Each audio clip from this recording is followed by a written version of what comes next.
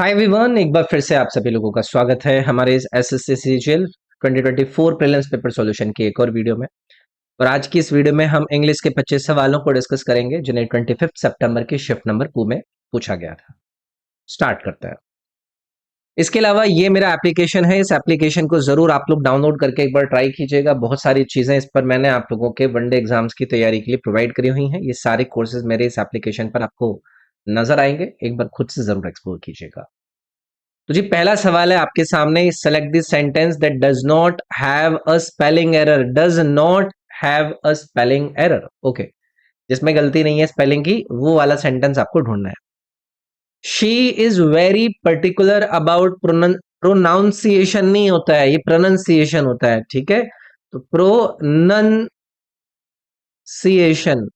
ये correct spelling होती है। तो पहले वाले सेंटेंस में तो स्पेलिंग की गलती है भाई, okay. The movie was very successful in the urban areas but not among the rural audiences. दूसरा वाला सेंटेंस आपका मुझे सही लगा है, कोई भी स्पेलिंग की गलती इसमें नहीं नजर आ रही है। Their wedding, अरे देयर वेडिंग नहीं, ये देयर वेडिंग बोलना चाह रहे हैं, THEIR यहां पर यूज होगा, ठीक है। तो ये देयर लिख दिया इन्होंने, देयर होना चाहिए था। उनकी जो वेडिंग है वो समर में है, तो देयर की जगह पर ये वाला देयर आना चाहिए था, तो इसमें भी गलती है भाई। There were no intermittent showers in that city as was predicted during the weather नहीं होता है, ये होता है वेदर। ये वाला वेदर होता है ना जो कि मौसम की बात करता है। तो किस में इसमें गलती नहीं थी भाई स्पेलिंग की, ये सेकंड वाले सेंटेंस में स्पेलिंग एरर नहीं था। बेसिकली आसान आसान ही स्पेलिंग वाली इन्होंने गलतियां दी थी, कोई समस्या नहीं आनी चाहिए। पहला जंबल सेंटेंस है। तो चलो एक बार चारों के चारों जो सेगमेंट है उनको देखेंगे एंड देन फिर उनको लॉजिकल सीक्वेंस में अरेंज करने की कोशिश करेंगे। For a exercise daily one must good body, okay. Starting देखनी है, आप जरा यहां से पिक कीजिए। वन मस्ट क्या करना चाहिए, वन मस्ट एक्सरसाइज डेली करनी चाहिए। क्या, किसके लिए, फॉर अ गुड बॉडी। तो one must exercise daily for a good body. तो one must exercise daily for a good body, RQPS। देखो ये फोर्थ ऑप्शन में दिया गया है आपको, ये वाला सेंटेंस करेक्ट होगा, ठीक है। अंडरलाइन सेगमेंट जो आपका यहां पर इस सेंटेंस के अंदर दिया है उसको आपको सब्सटीट्यूट करना है। The ship launched out on a journey by water और सी ऑफ डिस्कवरी। अब देखो जो आपको इन्होंने ऑप्शंस दिए हैं ना, उन ऑप्शंस के हिसाब से आपको सब्स्टिट्यूशन करना है कि भाई जो शिप है वो लॉन्च्ड आउट हुआ on a what, journey by water और सी। तो जब कभी भी जर्नी बाय वाटर और सी को लेकर शिप आपका जा रहा है ना, तो उसमें आपका आता है वॉयज, ठीक है। एक ऐसी लॉन्ग जर्नी जो कि समुद्री रास्ते से हो, समुद्री यात्रा हम इसको कहते हैं शिप की। तो वॉयज आपका यहां पर आना चाहिए था, ओके। अब इसमें क्या है ना, देखो इन्होंने एक और वर्ड दिया है यहाँ पर आपको, वर्सो। अगर इसका मतलब नहीं पता है तो हम यार कंफ्यूज रहेंगे कि यार ये क्या आ सकता है।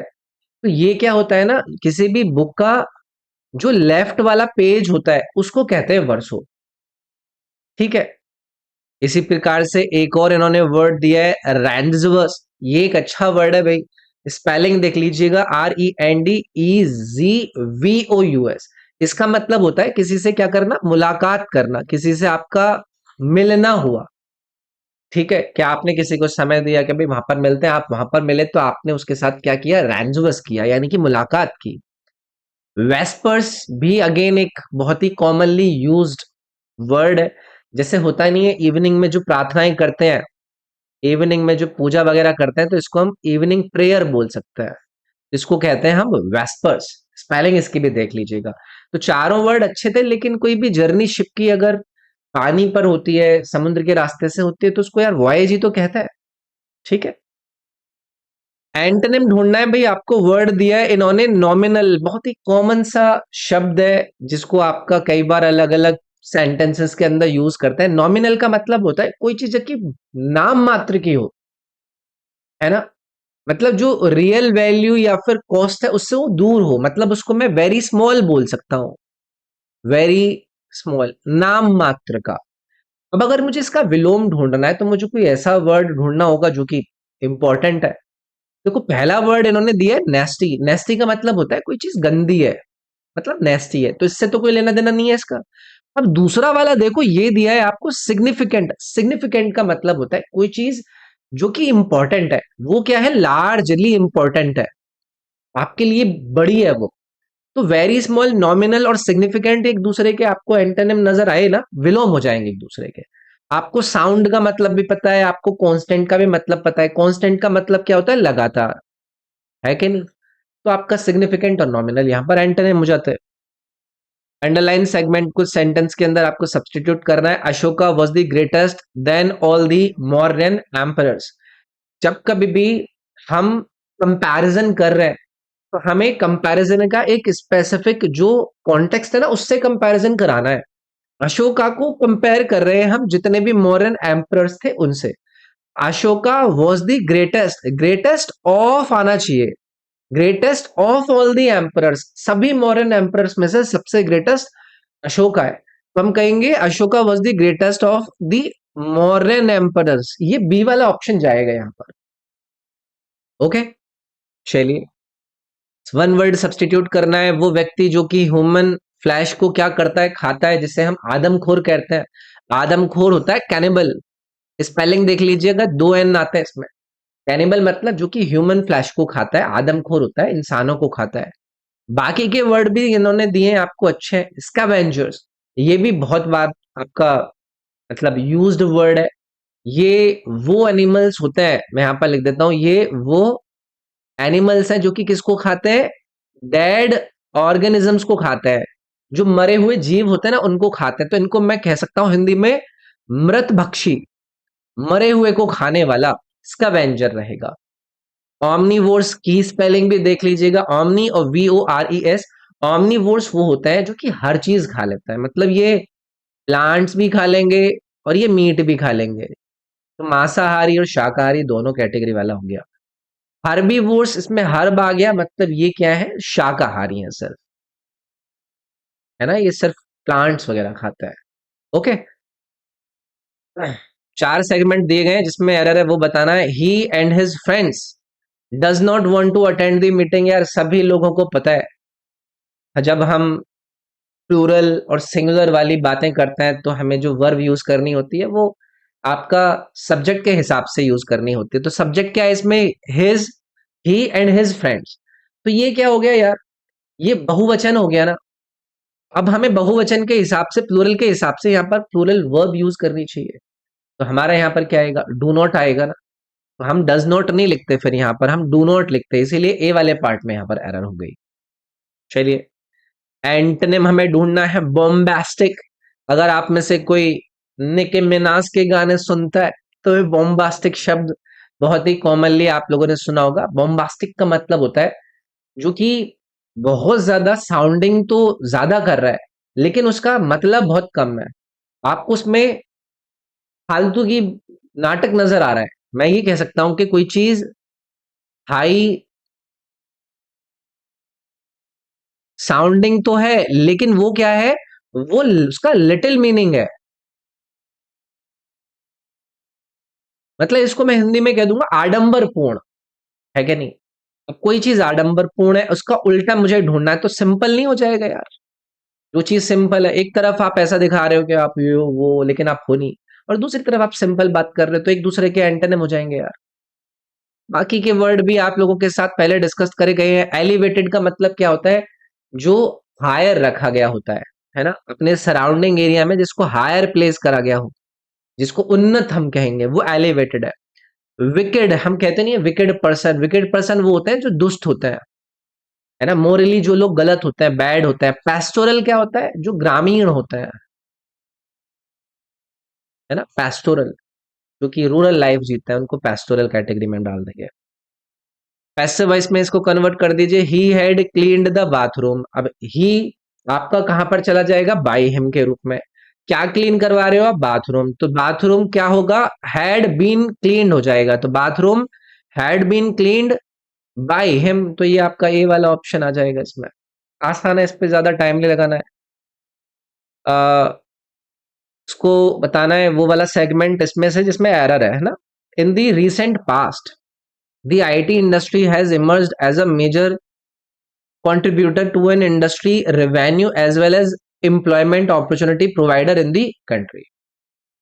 तो हम रिसेंट पास की बात कर रहे हैं कि जो आईटी इंडस्ट्री है वो इमर्ज होकर आई है as a major contributor to an industry revenue. अब आप मुझे बताइए इस पूरे के पूरे सेंटेंस के अंदर जो मुख्य आपको इश्यू नजर आ रहा है वो क्या, ये जो इन्होंने यहाँ पर यूज किया है as a major contributor to an industry, industry revenue से पहले जो इन्होंने ये एन लगाया है, यहां पर इन्होंने इंडस्ट्री रेवेन्यू यूज किया है। ठीक है, ये सिंगुलर काउंटेबल नाउन नहीं है जिसको आर्टिकल की जरूरत होगी यहां पर। एक अच्छा सवाल मैं कहूंगा इसको, तो करेक्ट फ्रेज आपका यहां पर क्या होना चाहिए, as a major contributor to industry revenue. आप यहां पर ये एन एन मत लगाइए। अगर आपको कहीं पर कोई भी सिंगुलर काउंटेबल नाउन के हिसाब से आर्टिकल यूज करने का लगेगा तब। इंडस्ट्री यहां पर अकेला नहीं है, इंडस्ट्री रेवेन्यू यहां पर आपका यूज हो रहा है एक स्पेसिफिक पार्ट के रूप में। तो यहां पर ये एन का यूजेस नहीं होता, तो ये आपका थर्ड वाले पार्ट में इसमें एरर रहेगी। ठीक है, पैसिव वॉइस में कन्वर्ट करना है। Why didn't she bring her son to my house, क्या करेंगे भाई, व्हाई डिडंट शी, तो व्हाई से ही शुरुआत करेंगे। किसको नहीं लाई है वो, हर सन को, तो हम क्या कहेंगे, व्हाई वॉजंट हर सन, है ना, डेंट है ना, why wasn't her son brought, brought आएगा, ब्रिंग का बॉट हो जाएगा बाई होम, बाई हर, कहां पर, टू माई हाउस। तो why wasn't her son, why wasn't her son brought by her to my house, इसी वाला ऑप्शन जाएगा। भाई हमें जो ऑब्जेक्ट है हर सन वो शुरुआत में ले जाना पड़ेगा, और जो एक्टिव वर्ब है आपका डिडंट ब्रिंग उसको हमें वॉजेंट बॉट में करना पड़ेगा, तो सी ऑप्शन जाएगा, थर्ड ऑप्शन जाएगा इसमें। एंटोनिम बताना है यार फॉरगिव का, भाई सभी को पता है, आप लोगों ने एक दूसरे से हाथ जोड़कर कहा होगा कि प्लीज फॉरगिव मी। फॉरगिव का मतलब होता है मिस्टेक, किसी ने कोई ऑफेंस कर दिया है उसको हम फॉरगिव कहता है, अगर हम उसको क्षमा कर रहे हैं तो फॉरगिव का मतलब क्षमा करना। दूसरी तरफ आपको जो उन्होंने वर्ड दिए वो दिए रिक्वाइट, रिक्वाइट का मतलब क्या होता है, जब आपने कोई फेवर कर दिया हो किसी को, है ना, भाई किसी ने आपके लिए कुछ कहा, करा, आपने भी उसके लिए कुछ कर दिया, तो मतलब आपने क्या कर दिया, बदला चुका दिया, है ना, बदला चुकाना, उसको हम रिक्वाइट कहते हैं। उसका इस फॉरगिव से लेना देना नहीं है। क्लियर का मतलब क्या है, जो चीज स्पष्ट है, स्पष्ट करना। अनबर्डन का मतलब क्या है, जो आपके ऊपर बोझ है उसको बोझ कम कर देना, भार मुक्त कर देना। एक वर्ड यहां पर इन्होंने दिया है लोथ, इस लोथ का मतलब क्या है, इसका मतलब है जब आप किसी से गुस्सा करता है, किसी के साथ इरिटेट होता है, किसी से घृणा करता है, तो घृणा करना और माफ करना एक दूसरे के एंटोनिम नहीं हो गए यार, ये एक दूसरे के विलोम हो जाएंगे। Select the most appropriate option, जो कि अंडरलाइन पार्ट को इसमें सब्सटीट्यूट कर सकता है। My brother always receive the lion's share, idiomatic phrase है ये। द लायंस शेयर का मतलब होता है एक बड़ा हिस्सा, किसी भी चीज का एक बड़ा पार्ट, सबसे बड़ा हिस्सा। मेजर पोर्शन आपका ये जो ऑप्शन इन्होंने दिया ये करेक्ट जाएगा, द लायंस शेयर। ठीक है, इनकरेक्टली स्पेल्ड वर्ड इन चार विकल्प में से आपको ढूंढना है। लेडी सही है, ऑनेस्ट सही है। अब ये तीसरा वाला वर्ड देखिए, राइटियस कहना चाह रहे हैं, है ना, तो अगर मुझे इसका मतलब आपको बताना है तो कोई चीज जो कि ना मोरली सही होती है, मोरली करेक्ट है अगर कोई चीज, तो उसको हम कहते हैं राइचियस, यानी कि RIGHT, राइट कर देंगे, फिर EOUS और कर दीजिएगा। RIGST ये वाला इन्होंने गलत यहां पर दिया है। नोन भी करेक्ट स्पेलिंग थी, आप लेडी ऑनेस्ट और नोन को देखकर भी ऑप्शन एलिमिनेट करके थर्ड ऑप्शन लगा सकते थे। सब्सटीट्यूट कर दीजिए भाई इस वाले पार्ट को, पुल आर सॉक्स, अगेन एक इडियमेटिक फ्रेज है, पुल आर सॉक्स अप। इसका मतलब क्या होता है, इसका मतलब होता है जब आपने कुछ ना कोशिश करी, आपने एफर्ट लगाया कि आपका जो काम है वो इंप्रूव हो सके, या फिर आपका बिहेवियर अच्छा हो सके, लेकिन वो उतना नहीं है जितना आपको चाहिए, है ना। आप कोई काम अच्छा करना चाहते हैं, कुछ इंप्रूवमेंट करना चाहते हैं, और उसके लिए जो आप एफर्ट लगा रहे हैं वो उतनी नहीं है जितने से आपका अच्छा हो जाएगा, तो वर्क हार्डर देन बिफोर वाला जो ये ऑप्शन है ना, ये आपका पुल आर सॉक सबसे सब्स्टिट्यूट हो जाएगा। अपनी मेहनत में सुधार करना। ठीक है, चलिए इसको आपको रिप्लेस करना है। I said I don't understand. अब यहां पर आप सभी को पता है आई सेड का मतलब क्या हो गया। आप पुरानी बात कर रहे हैं, आप पास्ट टेंस में बात कर रहे हैं। I said I don't understand थोड़ी ना होगा, I said I didn't understand. मैंने उससे कहा कि मुझे समझ में नहीं आ रहा है, मैंने कहा पुरानी बात। I said I didn't understand. ठीक है, चलिए इसको अरेंज करते हैं। The industrial revolution denotes, okay, and continued until a significant period of social, economical and technological revolution that commenced in the later part of the 18th century. Clearly मुझे पता चल गया है। आप लोग मुझे बताओ कि हम यहीं से स्टार्ट नहीं करेंगे। द इंडस्ट्रियल रेवोल्यूशन डिनोट्स, क्या डिनोट करता है? एक significant period of social, economic and technological revolution, जो कि क्या करता है, जो कि कब कमेंस हुआ था? 18th सेंचुरी के लेटर पार्ट में कमेंस हुआ था, एंड फिर वो कंटिन्यू रहता है until the middle of the 19th century. इसको पढ़ते ही समझ में आ गया था। तो इंडस्ट्रियल रेवोल्यूशन, कौन सा इंडस्ट्रियल रेवोल्यूशन? जो कि एक सिग्निफिकेंट पीरियड है, सी आ जाएगा। फिर आपका डी और फिर आपका बी, ए सी डी बी। ये आपका देखो फोर्थ वाला ऑप्शन जाएगा इसमें। ओके, एप्रोप्रिएट सिनोनिम भर दीजिए भाई। पेशेंस, पेशेंस का मतलब सभी को पता है, आपके अंदर जो धैर्य है। अब इसका उल्टा मुझे ढूंढना है। पहला वर्ड इन्होंने दिया है एलिगेंस। एलिगेंस का मतलब क्या होता है? आपकी शालीनता। तो धैर्य से शालीनता का तो कोई मतलब नहीं है। एक्सेप्टेंस, एक्सेप्टेंस जहां पर आप अपनी स्वीकृति देते हैं, आपने किसी चीज को रिसीव कर लिया है। पेशेंस का सिनोनिम तो ये भी नहीं है। तीसरा देखिए इन्होंने दिया है एंड्योरेंस। एंड्योरेंस का मतलब क्या होता है? आपकी सहन शक्ति। तो सहन शक्ति में आपका धैर्य ही तो नजर आ रहा है।